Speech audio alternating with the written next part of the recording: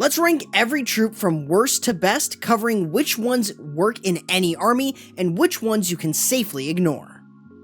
Starting with the F tier, these are troops that I don't really recommend putting into your army or CC. The Goblin is a pretty straightforward one as it only targets resources and it really isn't as useful as the Sneaky Goblin, but the Druid has fallen from grace. A nerf to his healing duration, and his bear form twice made him a lot less impactful, overtaking a normal healer.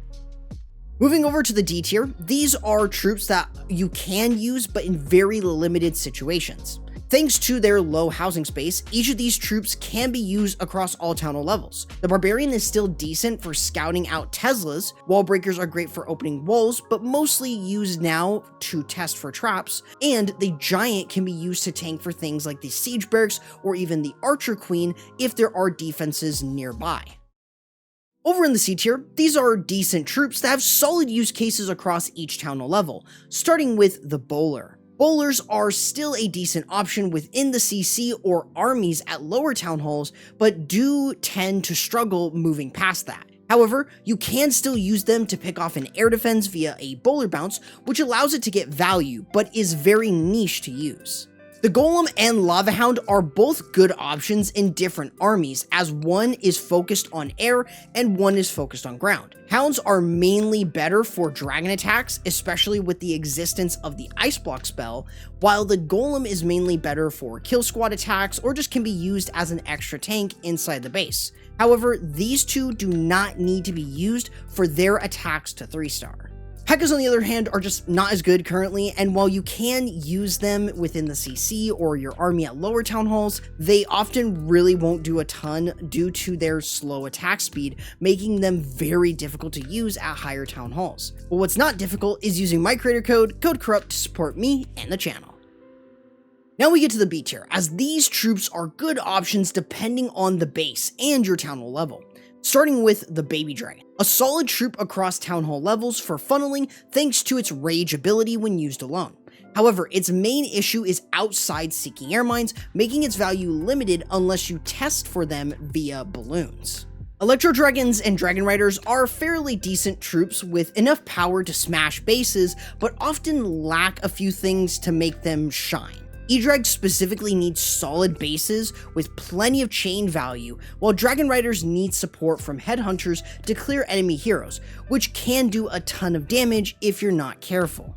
Hog Riders and Miners are two troops that work quite well together, but are only a good option if the base allows it. Hog Riders are just not as good as they used to be compared to their super variant, which has a lot more HP than they do, along with them being less reliant on regular hogs to help out. As for the Miners, they often lack any power despite the buffs and new level they've received this year, as there's just too much splash damage as you move up the town halls.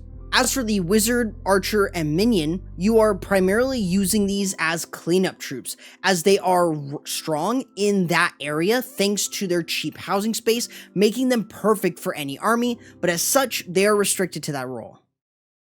Up next is the A tier. These are troops that have more flexible options regardless of the base and town hall level, starting with the Furnace. Furnaces are the most recent regular troop to be added, and they are just amazing to use in a variety of armies or within the CC. Whether it's used to support a warden charge, inside the siege barracks, or to help funnel with a hero, it can get amazing value thanks to its slowly spawning fire mites over time. Yetis are another troop that work pretty well in a lot of armies thanks to them having enough HP to tank, but also to spawn Yeti mites to deal big damage to defenses specifically.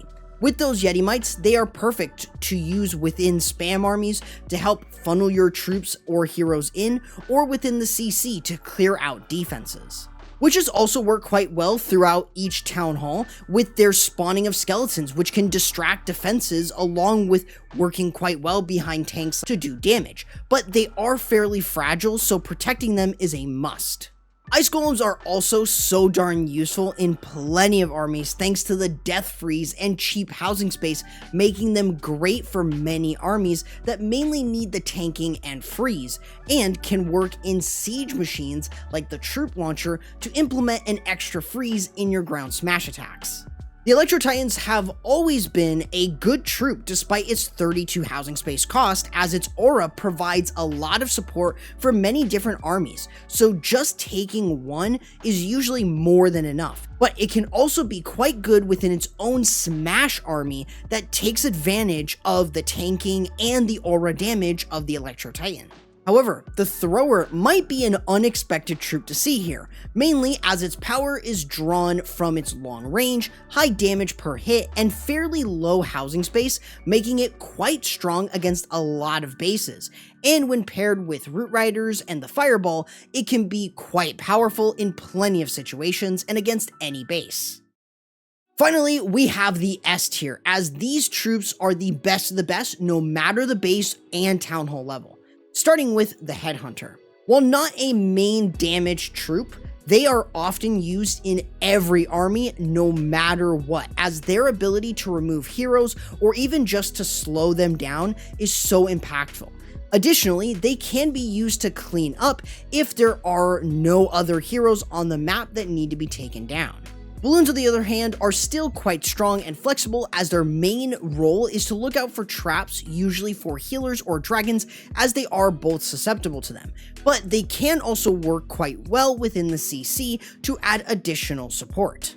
Speaking of which, healers are another very strong troop due to their healing being so universal for many of the best armies in the game, and with their healing not being temporary, they are extremely good to use so long as you can protect them from seeking air mines or a flurry of red air bombs. The Apprentice Warden is also a very good troop due to its HP increase that has no maximum limit, as it's based on the troop's HP. The higher the HP, the more HP the Apprentice Warden grants to your troops that are within his aura, which is why it's so amazing to use within smash attacks or just with tanks in general.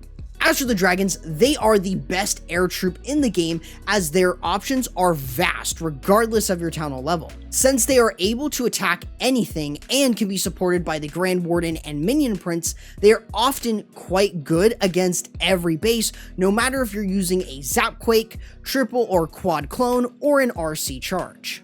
The Root Rider and Valkyrie are the two best troops in the game, mainly due to how easy they slot into most armies and against every base, no matter the town hall level. Not only do they work together to smash their way through bases, but they also work to support troops, whether this is to funnel the outside of the base or to help keep your troops moving through the inside of the base within smash attacks.